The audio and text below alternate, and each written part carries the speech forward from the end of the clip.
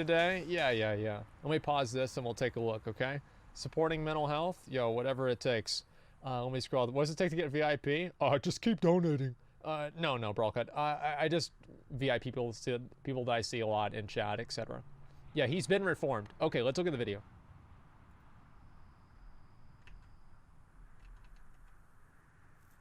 What's this sound? Is that ambient noise? Yeah, it is.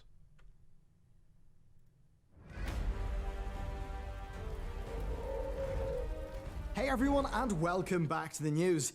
What an interesting few days. I mean this really, I'm truly fascinated by how the last while has went down. You probably noticed the big video barrage. I did those videos assuming a very much BlizzCon-like attitude towards the news, but it didn't pan out that way, did it? That's very interesting, and that's something we absolutely need to talk about. I'm gonna pause this real quick. What's he trying to show with these videos? I want to pause it and see like where he's going and like what he's trying to say. He's saying that people are I think what he's trying to say is that people are apathetic because a lot of these videos haven't really gotten a lot of views, and I think he believes that people are just like getting kind of fed up. That's what I think he's trying to say. He's balding faster than you.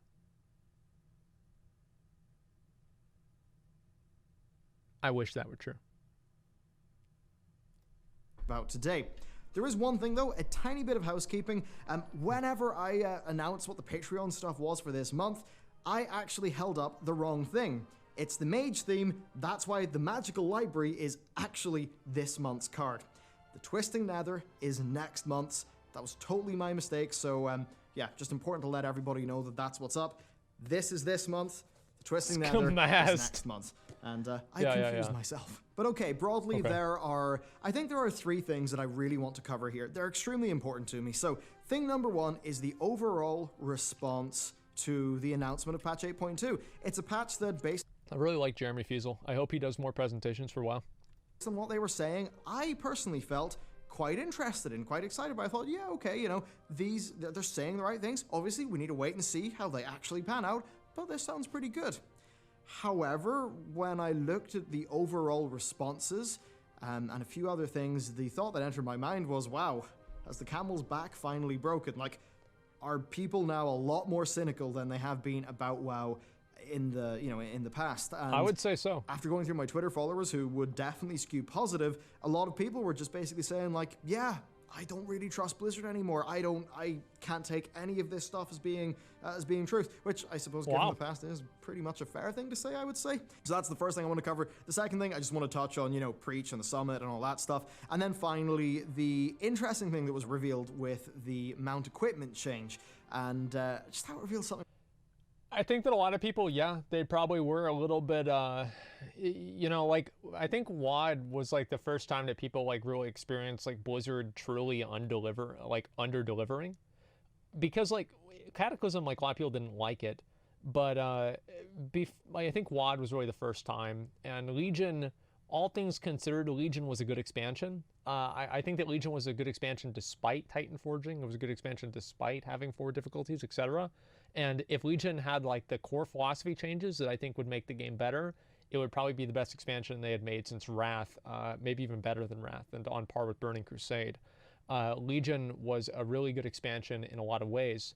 So I think now with BFA, people are saying the same thing they saw with WOD, and I think also Classic like plays a big part into this, because people are just looking for Classic now. They're just waiting for Classic. They're like, so, okay, you know, whatever, get this out of the way. It's kind of like, you know, it's like the plot in a porn movie.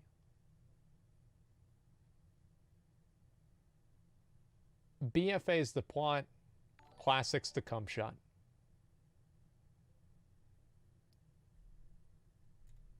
About Blizzard that I find to be pretty interesting, and I think it had a very interesting response. So, patch 8.2, why did I end up thinking to myself, wow, has the Camel's back finally broken?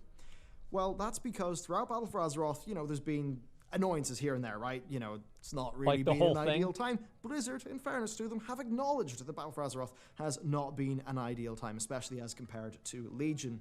Yeah, they know it now, sucks. for me, you know, I really thought, okay, patch 8.2, this could be the big turnaround. Indeed, I released an episode of the news that was covering Right, thanks for the Blizzard, 10 or subs. Ian Thank you. Hazakostas' Thank you so much. interviews with Thank you, PC man. Gamer and Polygon, I Yep. believe. And that just got so many views. People seemed really thrilled about it. And that meant that I was really excited about it, which meant that whenever that live stream came up, I thought, we are going full. Am I pausing too much in the video? Like, tell me if I am, but I want to just comment on like one thing that he said there about the people like giving a lot of like feedback and like watching the videos where like Ian was actually talking about the game. People are desperately waiting for the game to be better, right? I mean, like, there are literally millions of people. Like, I think, like, WoW has had, like, over the course of its time, like, 100 million registered accounts. So there are millions of people, even probably millions of people that aren't playing right now that are waiting to have a reason to play.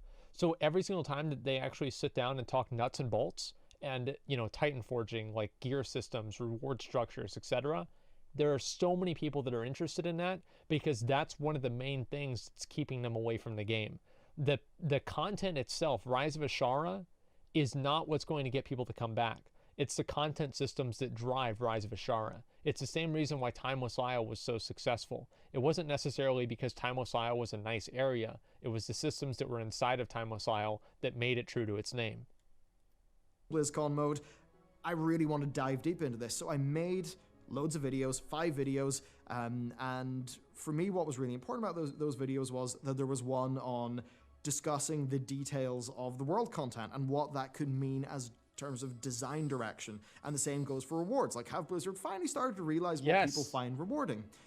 And those are both videos that were not really met with that much, you know, of a good response, let's just say. And then what was weird is I looked at other creators and I sort of dug around some sources that I have. I can't reveal anything to do with them, but suffice to say, numbers across the board are not good for patch 8.2 related content. Taliesin and Navitel's video, even though it was an hour long, pretty much performed on average for them. Hazel's videos did not do that great, and that's with like her having the scoop from being there. Oh, what about Asmongold's videos? Oh, that's right. I mean, I hit my quota for videos this year. 1. Preach's videos also didn't really do that great, including his Heart of Azeroth video, and this is not a knock on anyone involved. Like, my videos got demolished as well. Now, if anyone is going to get a video that'll perform really well based on the Heart of Azeroth, it's Preach. Very true. He is the guy who revealed was publicly, loudly talking about that, the earliest with the most criticism that turned out to be right. So you would think that his video covering the new system would have done amazingly well. Very true. It kind of didn't. And just the comments everywhere, all of that stuff, all just people essentially saying, I'm done, I'm not interested. Sorry. Here's why that video doesn't do very well. So let's look at concentric circles. Okay? What are these pause things, dude? Okay. So we have the concentric circle of all people that play WoW. And then you have smaller concentric circles of people that only play classic WoW, people that only play retail WoW, people that only play raiding and retail WoW. The video on the Heart of Azeroth only hits the people that are playing retail WoW that care about it. Whenever you talk about meta content, like Preach's video about how I let you down, let's look at how many views that has. 157,000. That's because any person can watch that video and be able to relate to it and understand what's going on. Whenever you're talking about the current game and current events inside the game, that is accessible for a smaller audience of people, which means that there are going to be less people that are going to organically look out to and actively try to consume that content. That's why. Interested, even anecdotally, all of my real life friends have, they pretty much all came back for BFA. They have now all left. Every single one of them. They've now all left, and they've said they have no wish to return, at least until 9.0. Yeah, and I wasn't reacting to their and videos maybe either. Not even then. There's That's that my too. own personal experience with that. I mean, my guild obviously, you know, did not make it into Battle for Azeroth. Speaking anecdotally to people I meet in the street who, you know, recognize me from doing this channel, like I met a guy in the shop pretty recently. He was like, "Yep, I have no interest in coming back, but I like watching your videos to keep up with the game." I hear that a lot and from people too. That's been a more and more common thing. And it's all just kind of coalesced around patch 8.2, which personally, I thought this would be like an Argus-like moment. Like, I really thought this would feel like a mini expansion to people because we were getting 2 new zones. Yep. Both of those zones, very different styles to the zones that we've you know, currently got for Kulturas and Zandalar right now. A very different progression system with the Heart of Azeroth that I think, you know, not ideal for the most hardcore people, but basically solves most of the problems and should be, it just seems a lot better designed as a overall thing to collect and work through, let's just say. How are we doing, guys? Is everybody good? I'm just pausing right now until we can figure this out. Yeah, spam refresh on screen is a Twitch thing. Okay, I'll give everybody like 30 minutes or so to just refresh and everything, and then we'll continue. Okay, I don't want anybody to miss out. 30 seconds. Sorry, that was my bad. Refresh save the other day. Yeah. Don't worry about it. We're fine. Pausing, Andy. Say that to Twitch. That's not my fault this time.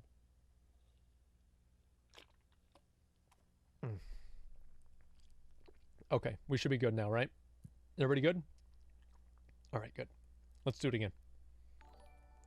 So overall, really good improvements from what, you know, in terms of intent and what they want to do. Yet, the reaction seems to have been overwhelming apathy.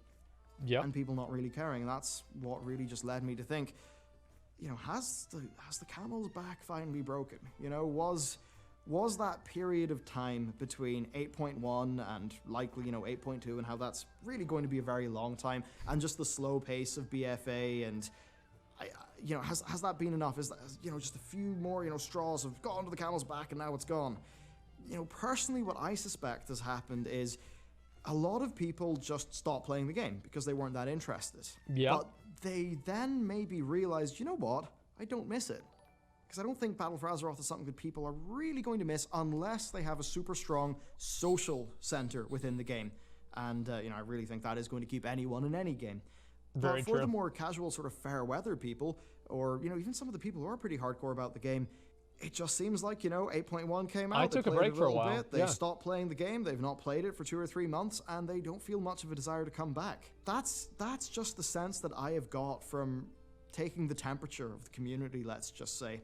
And I'm not saying that's got me overall worried. I'm actually expecting that this is a... Oh, really? It doesn't have you overall worried? I understand you want to diversify your content, Bellular, but you're also making these new news videos, which are great, by the way. That's why you look at every single other WoW content creator. Like, everybody is making other videos from, what do you call it? From other stuff besides WoW. Like, Bellular is just one of them. OSRS WoW Killer? I don't know about all that, okay?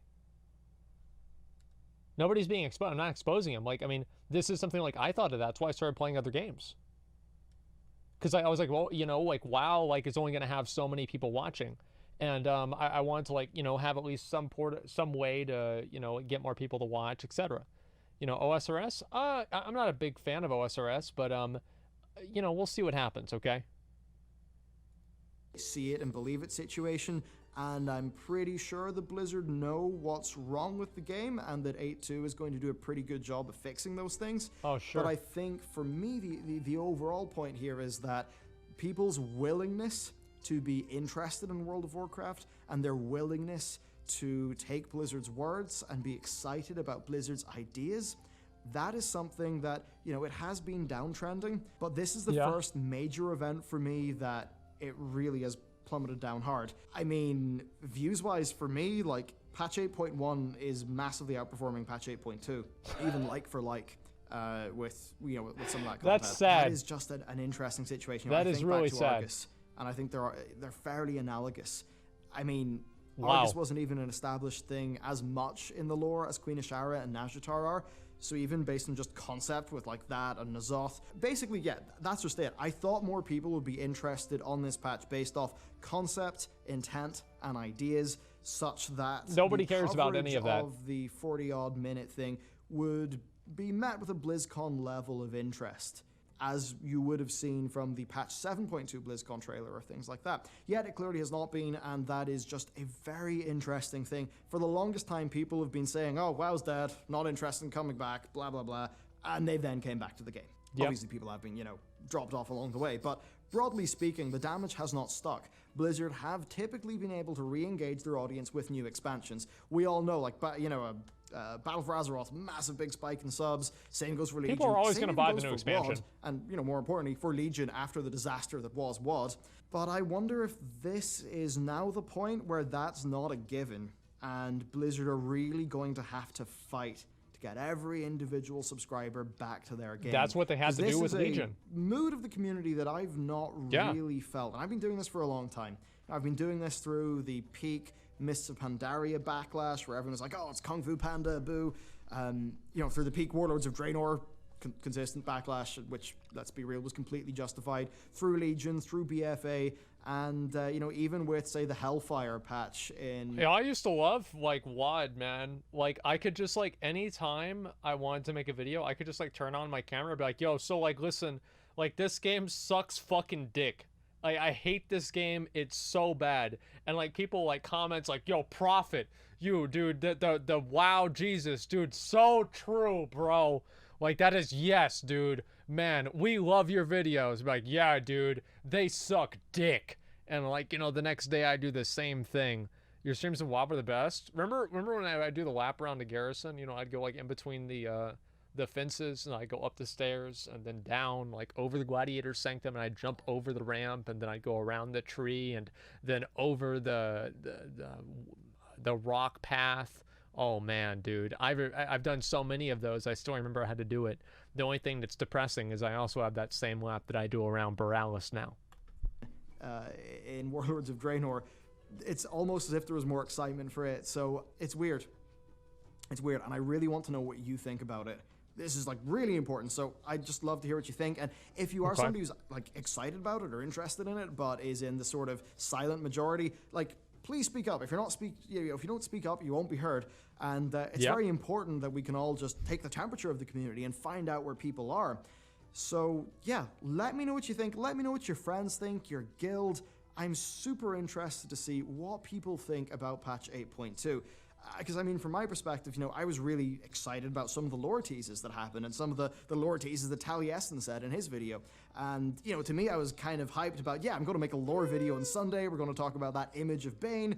We're going to talk about 8.3, the little hints of 9.0 we've got. But after seeing people's general apathy, I kind of thought, well, I think I'll save that one for later, because this is clearly the wrong time to be releasing content about that sort of thing. So, I'm really interested to hear what you think. Please do let me know. So with that covered, I think we have a bit of a side topic that's somewhat related, and that is Mike not getting to go to the developer summit sort of thing. It's a very interesting situation. Word passes around. I think once we could all really extrapolate what was actually happening when he initially made his video about getting banned. And it's just very interesting because, the community, I'd say, broadly is on Preach's side. The likes of Reddit and stuff can be pretty negative towards him, yet he was even getting towards the top of Reddit with, somebody, posted his video. And his video was mainly just talking about how he was sorry that he was, involved with the exploiting, and that he feels like he sort of missed an opportunity to go and bring his audience's feedback to Blizzard. He'd been doing a bunch of work on a document and a bunch of stuff like that. Just how Blizzard pretty much were like, nope, you're a bad boy now, get out, get you gone, goodbye. As someone who's familiar with that, it sucks. That being said, I understand why they did it, but I do think that it was a mistake. Ultimately, it's always a Blizzard. I understand where they're coming from. I just feel like they lost more than they gained. It's the integrity and everything like that. I think they're kind of two separate things. Like, somebody can know a lot about the game, but they can still be a piece of shit, and you'd still want to hear what they have to say. I don't know. I can think of at least a couple people that are like that. Which, I mean, from what I understand, if you do commit a NoNo, that is pretty much what Blizzard do.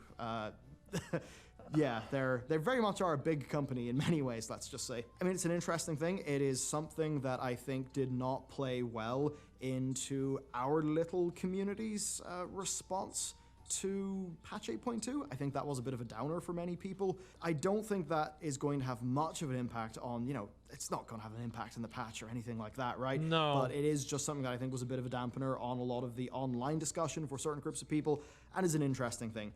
I mean, personally, I do think that Blizzard should have just given him a slap in the wrist and, you know, still took him over, because ultimately they invited him there. There's more I could say in this, but they invited him there, you know, for his opinions. And just because he went and did a NoNo, see all these cuts, dude? Exploiting, doesn't mean that those opinions no that was a longer rant exist. that he cut You know, out. Blizzard have sort of denied themselves Guaranteed. something that they actually wanted. Now that said, I'm very suspicious of an event like that. You know, it lasted one day. I think they said there was like 2 hour-and-a-half long panels. You can't get that much work done in 2, you know, panels like that. If they really wanted, you know, the likes of Breach's feedback, what they would probably do is say, hey, Mike, you know, and a bunch of other people, and hopefully some of the theory crafters as well, because feedback sessions like that should not just be people who have an audience. Having an audience means you're good at getting heard. It does not always mean you've got the, you know, the best opinions in the planet, right? So, you know, you want to get some of the community representatives there, like, you know, the me, Taliesin, Preach, etc. But you also do want to get some of the old school theory crafters. It's really important to get those guys feedback. Why does nobody ever talk about me, dude? Nobody fucking talks about me, dude. They're like, oh yeah, all these other people. Well, what about me? Like, it's like all the list. Oh yeah, all the relevant people. Period. Where's Asmongold? Wait, what? Wow, dude. Absolutely, you're AFK. Yeah, I was AFK. You were dead. Yeah, I was on break. I'm not a real YouTuber. Yeah, that's really what it is. Not a real YouTuber. Anyway, you know, if they really wanted their feedback, they get them there. They get them there for a week. Didn't you get invited? And they... Yeah, Blizzard did invite me to this. I wasn't able to go, but Blizzard did invite me. So it's not like they invited all the dick suckers to go tell them how great the game was. Yeah, so that is true. Try to get some pretty intense sessions. Look at, say, the EVE, you know, the EVE Online developer, CCP, and the CSM, the Council for Stellar Management, which is actually a sort of player advocacy group set up by CCP that people get elected to, and that kind of acts as a feedback mechanism. Now, interestingly, one person in the CSM got banned because of corruption and is a real-life lobbyist, which once again just means EVE Online is absolutely hilarious in the stories that it produces. But if Blizzard really cared about community feedback, they'd go for something like that. You know, some sort of advocacy thing. I have a friend that plays this game. Proper program. I've thought about it. But they're clearly not that interested in that. Let's be real. So I'm kind of suspicious about the whole thing. But I definitely think that just how they handled the Preach situation was very much not... They just were clearly not aware of how PR works. And I think when you're dealing with PR, it would be really useful to know how PR works and to try to predict people's reactions so that you can, you know, use them. But they don't seem to be very good at doing that, so it's a very odd aside. So there you go. That's the odd situation with Preach. Overall, I think it's really unfortunate the way that whole thing went down. It was bad for Preach. It was, I think, bad for the community. If they had invited him, there would have been bad PR too. They'd be like, oh, Blizzard is supporting exploiters. There's no way that Blizzard can win. I think they made the wrong decision, but there's also, you've got to realize that too. Nothing that they can do. Like, less bad PR? I mean, who knows? Like, maybe it would be worse. They should have invited him, but left him outside the room. Yeah, that'd be perfect. It was bad for Blizzard. Everyone lost. Yeah, they did invite the NOS crew. Next, that's a good counterpoint. The mount equipment thing. There has been an interesting backlash from a lot of the people who farmed up their Water Striders. Of course, back when farming up a Water Strider was really hard, and it wasn't just a matter of, do some Mists of Pandaria time walking. Never. It's an interesting thing. I think it's somewhat of an aside. I mean, for me, it's not a massively important discussion because I think that the mount equipment is fundamentally boring, and I don't think it's really doing the job that it should be doing, and I kind of disagree with what they would be doing with the Water Striders. I really think that water walking, sure, why is that not a special thing the Water Striders and a few other mounts can do? And then, give people a consumable for their other mounts, which, by the way, is how the game works literally right now. I would have far rather had, mount families have their own effects. And maybe if there's like 20 mount families in the game, just give them all a cool effect. Or, maybe have a more in-depth customization system. Right now, I think it's an overly defensive design where they basically are saying, we don't want anyone to ever feel like they have to use any particular mount other than the one they think is the most pretty. Therefore, we've designed a system to make all mounts be mechanically, not unique. I mean, I just personally do think it's the wrong direction given how cool Guild Wars 2's mounts are, where, they have a small number of mount families, but within each mount family, they do actually have loads of skins and different models and stuff. But that's been an interesting thing, because that's even a system where I think in the normal environment, people, I think, would have been pretty excited about that. Not the case, though. Not the case this time. People were actually very mixed on that. I think I just want to break this into even more of a broad discussion about, I think, people's willingness to be excited about the game, because I think this is a super interesting thing. When I was talking about the Heartforge, a lot of people were just saying, this is barely any different. This is just like the Netherlight Crucible. But the thing is, from looking at how it works, from, listening to Slootbag talk about it, those things, it's nothing like the Netherlight Crucible at all. Like, in no way is it anything like that.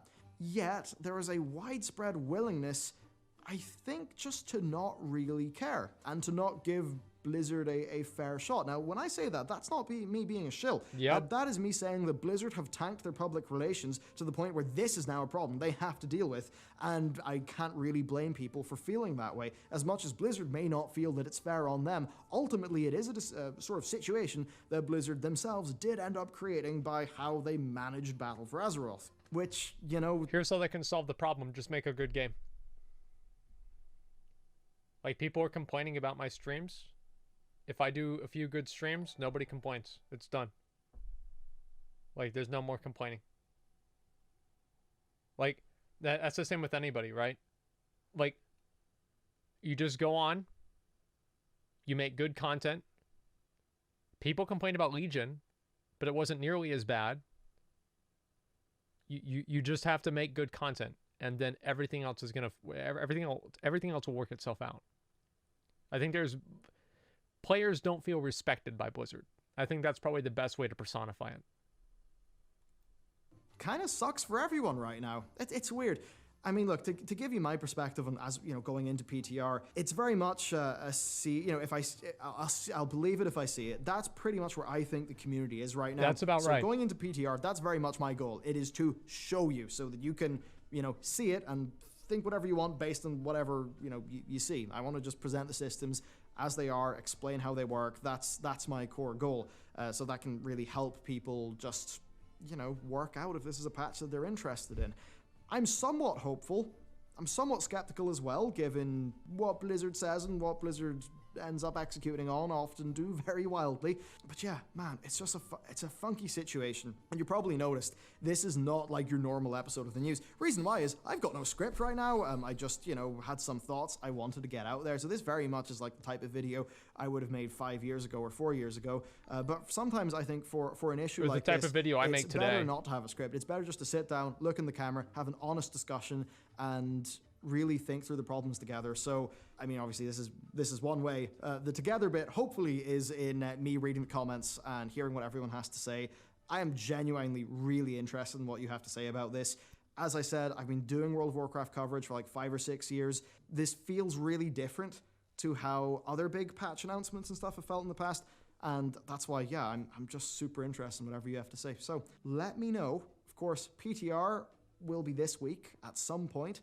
I will be covering it. There will be a lot of content on this channel, so no matter what we think about A2 now, we will get to see very soon, and I think that's just what I'm looking forward to. I think once we actually see what this patch is, then that will give us some clarity. And look, even if this patch is a total wash, I have plans for this It will channel's be. content that are not really tied to the current game. And I think it's actually Because Naj Jahar is underwater.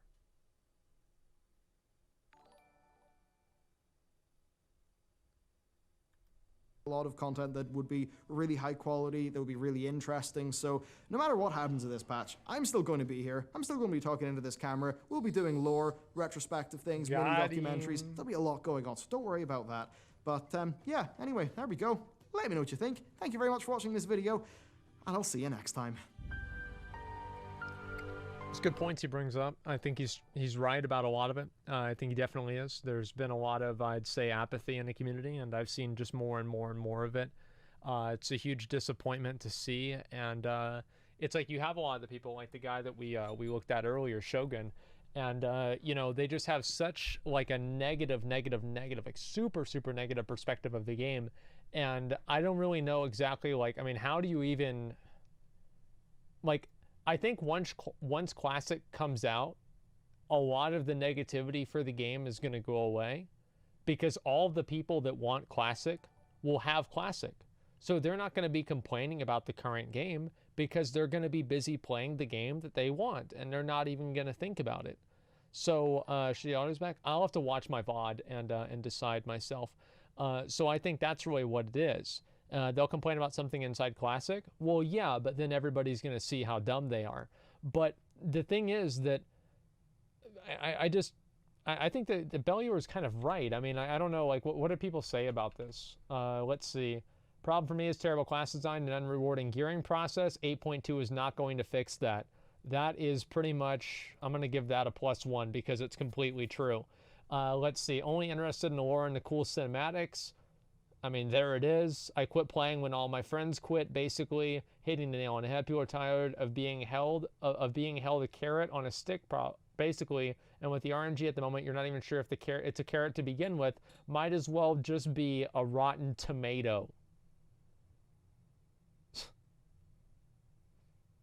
Wow. Not unique. The motto of a game that failed to make an RPG. I think really, like, Blizzard, they've got to stop trying to make their game like other MMOs, and I think they've probably done that a little bit too much, which is like kind of weird. And I think sometimes it's a good thing, sometimes it's a bad thing. But like, they're like, oh, every other game has matchmaking. Well, yeah, but they suck.